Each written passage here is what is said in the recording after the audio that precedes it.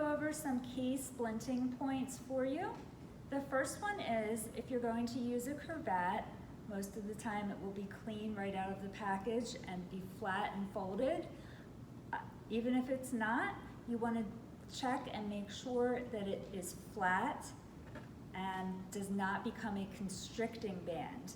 So in other words, you don't want to roll it up like that because that would put pressure on your patient that should not be there. So by keeping the cravat flat and an even width, then you're distributing any pressure on the patient's limb. The next thing you want to remember is when you approach the patient, you always want to start with manually stabilizing the limb. You don't want to leave that patient there in pain while you and your partner are grabbing the equipment. One of you, either you or your partner, have to manually stabilize. So if my partner, or my patient, has an injury to her arm right here, somebody has to come in and manually hold that arm. And while they're doing this, they could check that PMS, because you have to do that before and after. But you have to start with that manualization before you come in there with the splints. Another thing that is very critical, you want to check the pulse, motor, and sensation of the patient's limb, both before and after you apply any device.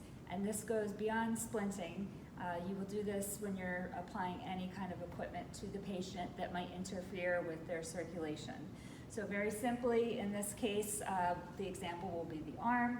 I'm checking the radial pulse just to make sure that my patient has one and it's nice and strong. I don't actually have to count a rate. And you want to make sure that he can move his fingers. Sir, can you move your fingers for me? If it's a foot, you may ask the patient to push down and pull back like that. And then you also want to check for sensation. So you can squeeze an extremity. Sir, do you feel that? And if you're using the foot, you can even squeeze, say, the pinky toe, and then ask your patient to identify what you're squeezing. And that way you know for sure he's telling you the truth. You want to keep the hand or the foot in a position of comfort. So you saw how we demonstrated putting a piece of roller gauze in that patient's hand. If that patient is making a fist when you splint them, if there's any kind of neurological compromise, or if they have any sort of paralysis to that extremity, their hand's always going to be contracted in that position. So we want a position of what we call function. So we want to put a piece of roller gauze in that hand, let them hold on to that while you're throwing that splint on there and you're applying that splint. Okay. Another thing that you want to keep in mind is when you are tying knots, whether you're using cravats or roller bandage, that you want to make those knots directly onto the board splint and not onto the patient's flesh. You also want to try to position the knots on the side of the board that you're going to be closest to in the ambulance. That way, if for whatever reason you need to readjust the knot, you'll be able to do so without reaching over your patient. And also you want to make your ties or your knots with your cravats distal to proximal. If you're using a, let's say a leg fracture, if you're using board splints for a leg fracture and you have a lot of cravats you'll be tying, you're going to want to tie right above the fracture, right below the fracture, just to stabilize it, and then distal or away from the injury toward the foot up to proximal or closer to the head. You don't want to forget to pad the voids. So every time you put those board splints on, especially with the board splints because they're rigid, it's one size, there's usually going to be a gap somewhere. A lot of times it's right here with the wrist. You may have a severely angulated fracture on that long bone, and you're going to have a lot of void space to pad. So it's easy to take a couple cravats, a couple roller gauze, and once you get that board splint on, to just shove in some of that gauze or the cravats in with that void space. If we don't do that, the splint's not going to function the way it's supposed to. As you move that patient, as you're riding in the ambulance, the patient's still going to be able to move that arm. That's going to cause a lot of discomfort. It can further that injury as well. So we want to make sure it's nice and secure and we fill that void space. And also, if you are splinting anything on the arm, whether it be the forearm, let's say that the patient has a broken radius and we're using a board splint or two board splints to support that, then after you have secured the board splints to the patient's arm, you're not done yet. You also want to put the patient in a sling and a swath to finish it all off. That way, his arm is supported with the board splints, and he also can't move away from his body. So just keep that in mind. Okay, we're gonna have a lot of practice in the classroom. You're gonna learn a lot of new techniques that we didn't discuss here today in the video from all the different instructors, and pretty much the lesson to learn here is the ends will always justify the means. Keep these basic principles in mind. The whole point of us splinting is to reduce injury, further injury of that patient, and to put that patient in a position of comfort. You're gonna be in some pretty unique situations out there where you may have to do some pretty bizarre things to accomplish those goals, and you're gonna surprise yourself, but pretty much we just always need to adapt and overcome, and we'll do it right.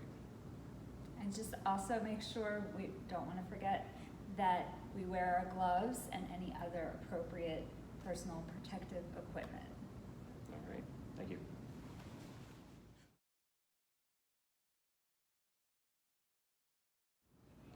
I'm going to apply a simple sling and swath. I'm going to be using the right angle of the cravat, and I'm going to put that right angle under the injured elbow. I can make a pigtail, which is a simple little knot in the end of the cravat to make it act as a pocket for the injured elbow, or I can use a safety pin that comes with a brand new cravat in the package.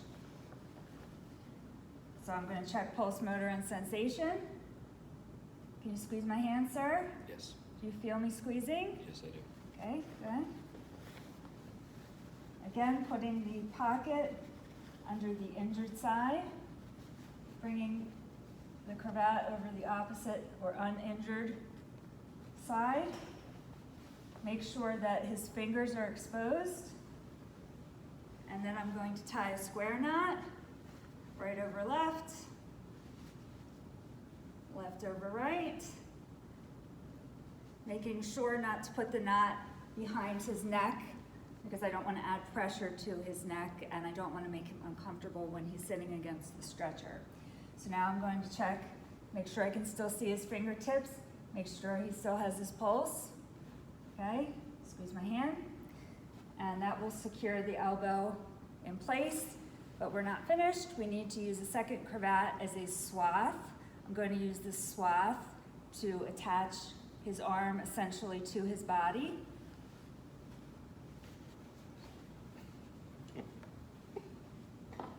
And you can always tie two cravats together to make a longer cravat if you need to, but I would put the knot right over here and secure it like that.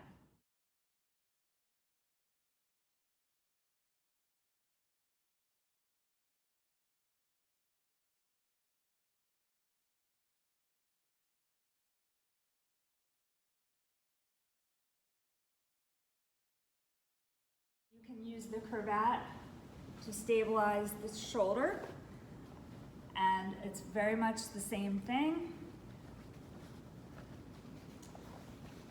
Put that square angle of the cravat underneath the injured side of the patient.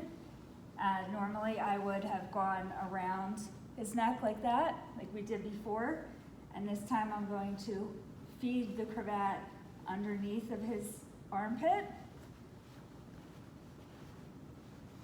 And then I'm going to tie back here. So in this way, I've immobilized this shoulder, and I have not brought the cravat over the injured shoulder.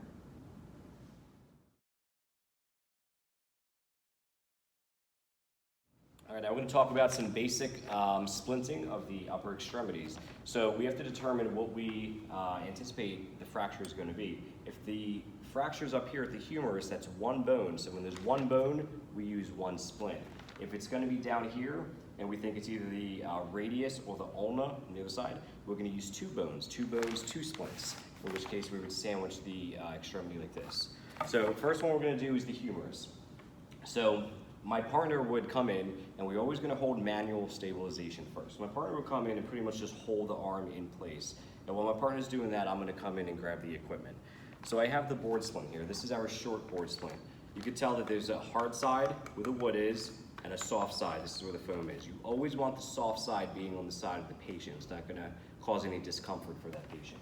So while my partner's holding the stabilization, I'm gonna come in and we're gonna communicate, and we're gonna put that bone, that long board, that board splint right there with the, where we think the fracture is. There's two ways that we can secure this. We can secure it with cravats, or what we can also do is use cling to secure it.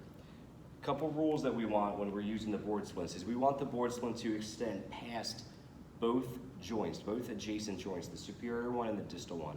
So in this case with the humerus, we want to extend past the shoulder and past the elbow as well. So this is a pretty good size right here that we're gonna use.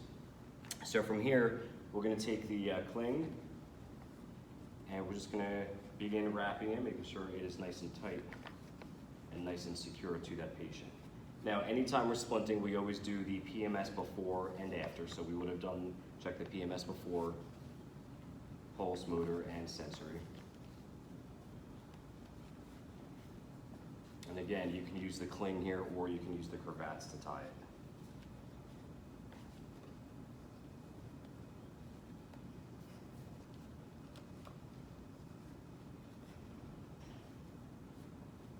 All right. And at this point, we would secure this in place. You could tape it, or you can use the little pin that comes in with the cravats. Make sure that's nice and clean, make sure the patient's comfortable, and we're gonna get that patient over to the stretcher and transport them to the hospital.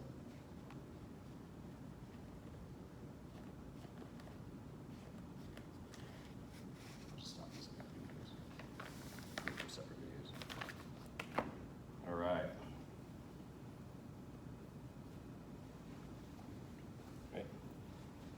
Another injury. We're going to anticipate that the injury is down at the lower arm here, so it's going to be the radius of the ulna. So it's two bones, so we want to use two boards. Again, we have the soft and the hard side. We want the soft side to be touching the patient. So my partner would come in and hold manual stabilization, so the patient's not moving their arm, they're not going to be in as much pain. Manual stabilization while I'm going and getting the boards. So I have the two board splints here. So we're going to sandwich, and if you do have any kind of swelling, or if it's an open fracture, obviously you're not going to put the board over top of that, you're going to move it to the one side or the other, right? So in this case, we're just going to sandwich the board just like this, and we're checking that PMS, okay? So we check that pulse, motor, sensory, make sure that that's all good. You're going to take a piece of gauze and you're going to have the patient hold that gauze. Keep that hand in a nice neutral position, you're going to hold that gauze. Again, just like we did before, we want those board splints to be extending past the nearest joints, past the wrist in this case, and the elbow as well. So my partner here is going to help me hold the boards, only because we don't have another partner here with us. And we're going to take the cravats, and I'm going to begin tying these cravats here. Normally you would have your partner here to help you with that.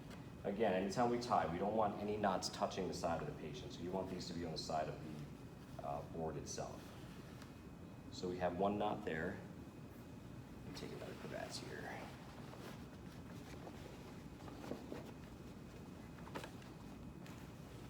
When you open the cravats out of the package, they should look something similar to this here. Okay, we're going to take this and we're going to tie it. Again, we want that knot on the side of the board. Okay, make sure we don't tie it too tight. We're not manipulating the arm, we're not jerking that in a nice jerking motion. We want it to be nice and soft, nice and snug. Again, once the board splints are attached, we're going to sneak our fingers in here. We're going to check that PMS again, pulse, motor, and sensory, make sure that we didn't lose any of that.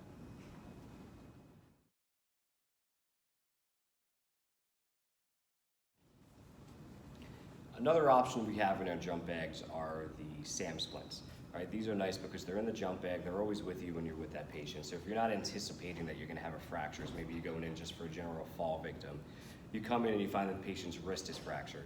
Instead of you going all the way out to the truck and grabbing the board splint, you can go ahead and use the SAM splint, which I personally like these better. I think they're easier to mold to the patient. They're a nice, a little bit of more of a snug fit for that patient. So in this case, if the patient has a possible wrist injury, maybe you see an obvious deformity to the wrist, maybe it's swollen, or maybe You can see that it might be dislocated. Your patient's gonna be in that guarding position most likely. So they're gonna be holding their hand tight to their chest. So we're gonna come up, we're gonna do that assessment. We're gonna identify that there's some deformity here to the wrist. We're gonna check that PMS and we're gonna determine we need to immobilize this wrist. So again, your partner's gonna come in and hold that manual stabilization. While my partner's doing that, I'm gonna go ahead in the bag, I'm gonna grab our SAM splint. Now in this case, when we think it's a wrist, because normally if it's down here on the arm, we expect 2 bones, so we need to do the 2 board splints. In this case, we're anticipating this is just a wrist injury here. So what we're gonna do is we're gonna unroll the SAM splint. And what you're gonna do is you're gonna fold it in half.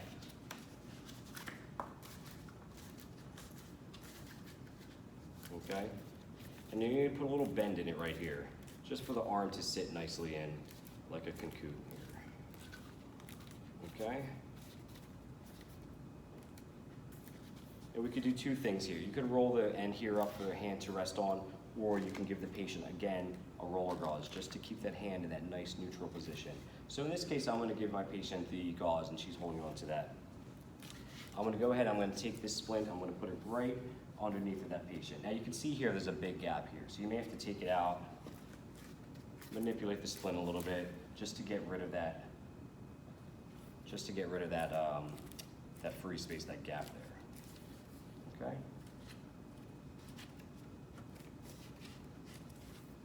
Okay. All right. So in this case, I think we're good right here.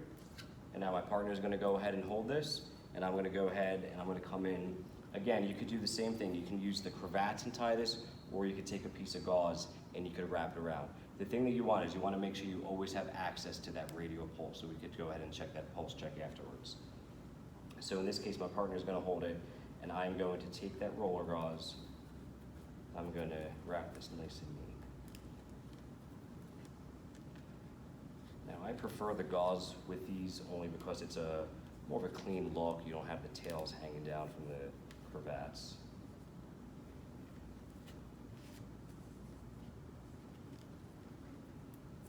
We want this to be nice and secure.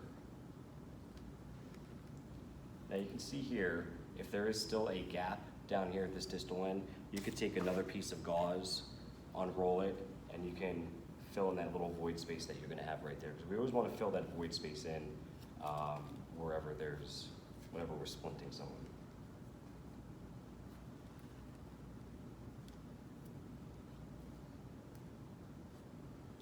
Okay, and to secure this, you can tie it in here or you can tape it. Okay. Again, we're going to check that PMS.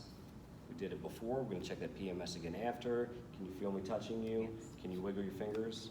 Okay. So again, if you have an injury to the lower extremity, to the lower arm here, 2 bones, 2 splints, right?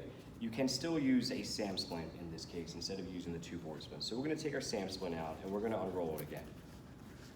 And while we're doing this, our partner is going to come in and just like they always would, they're going to hold that manual stabilization to that injured extremity. While they're doing that, they could check the PMS at the same time. So now, because it's 2 bones, we want to make sure that we sandwich that arm 2 sides. We want a splint on this side and a splint on this side. So what you're going to do is you're going to take that SAM splint, you're going to fold it in half, and you're going to open it up, and you're going to try to mold it the best you can to that patient's arm. Just take your thumbs and try to mold it the best you can. Okay? Just like before with the extremities, you want to take a piece of roller gauze, and you're going to have the patient hold on to it to keep that hand in that neutral position. We're going to take our splint, go past the elbow, and it's going to go past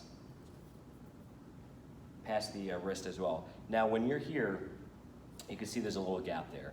You want to try the best you can not to manipulate that too much. So you want to take the SAM splint out a little bit and then put it back on. I think we're in a good spot right here.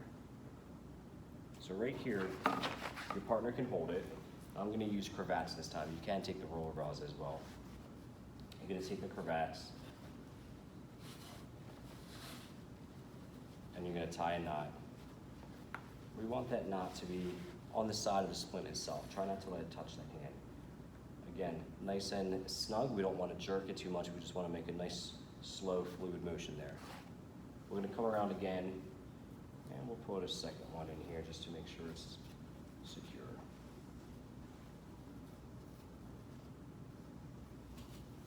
Okay. And I am going to secure this on the side of that splint right there. All right. And then we're going to check that PMS again. We're going to stick our fingers in there, check the radial pulse, make sure she has a good pulse, make sure she can feel my touch here, and she can wiggle her fingers. And now we're good to go.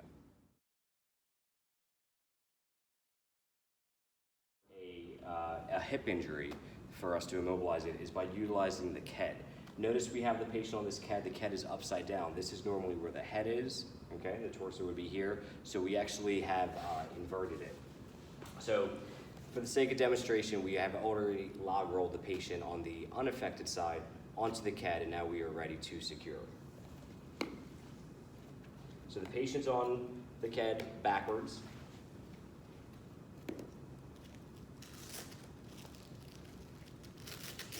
We're going to undo the straps.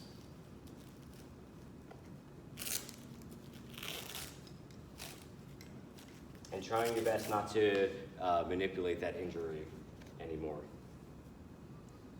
Okay, we're going to buckle in our first strap here.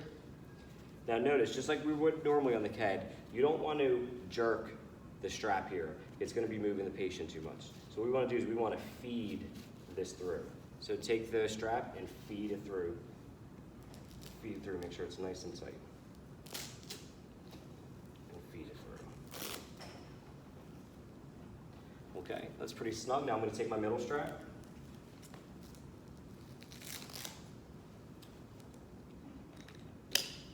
And same thing, we want to feed that strap through. We don't want to be jerking it too much. And feeding through.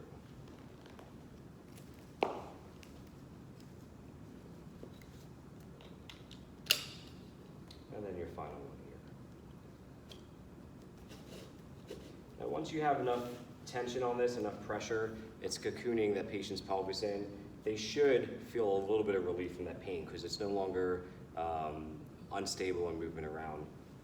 It should feel a little bit better for that patient.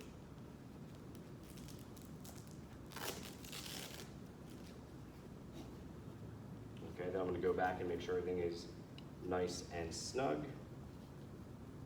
Okay, and now we are good to transport that patient.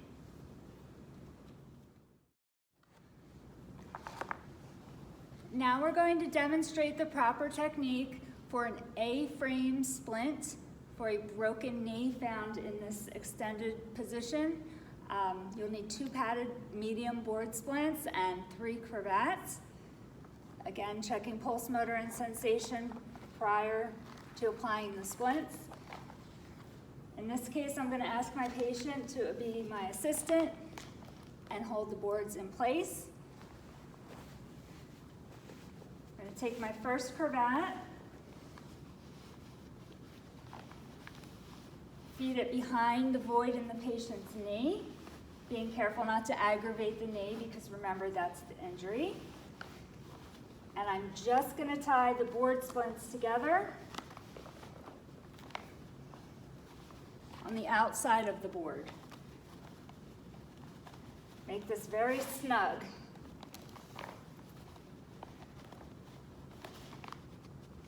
Tie any excess material away so it doesn't snag on anything.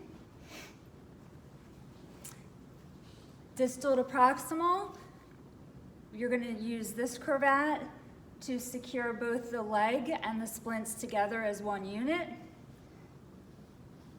So I'm going to wrap around both the extremity and the splints, cross my cravats, and now come around and just tie the board splints together at the end here. So I have the extremity and the boards tied together as one unit. Again, tucking the tails of the cravat away so that they don't snag on anything. Same thing up here. I have the extremity and the board splints first. Over here.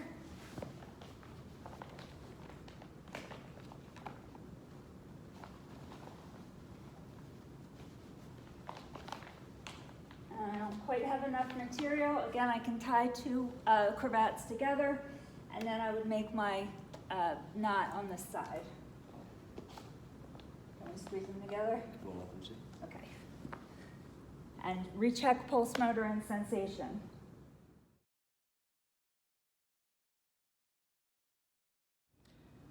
All right, when we're talking about a penetrating injury, we're not going to remove the object, and we want to build a surrounding around it to immobilize it. We don't want this to move in transport and to worsen that injury. So the first thing we're going to do is we're going to expose the site. So in this case, it's right underneath the shirt. All we have to do is slide that shirt up, and we can see a knife within the abdominal cavity. If the penetrating object is through that clothing, you're going to have to use your scissors. You're going to have to cut around it. Again, when we're operating around this object, we want to be careful not to manipulate it too much. We don't want that object to move. So what we can do here, we have a couple options. Is you can use 5x9s, you could take a whole bunch of cravats, and you could start building up around there. So the very first thing you want to do is, if it's all an angle, is you want to open up the cravats just a little bit, just unfold it a couple, slide it just underneath, just to where you're touching the that object right there. And there's no wrong way to do this. You just want to keep building up around that object. So what I'm going to do here is I'm going to slide another one in just here. Again, we're careful not to move that object. I'm going to put another one right here. And I'm going to take another one. I'm going to place it on this side right here. All right? Now, you don't have to build all the way up to the entire length of that object, just enough that we're filling that void space underneath of it. You can even throw another one in right here on top of that, just like that. So once we're in there, you're going to take your tape and you're going to tape it down. You're going to secure it the very best you can.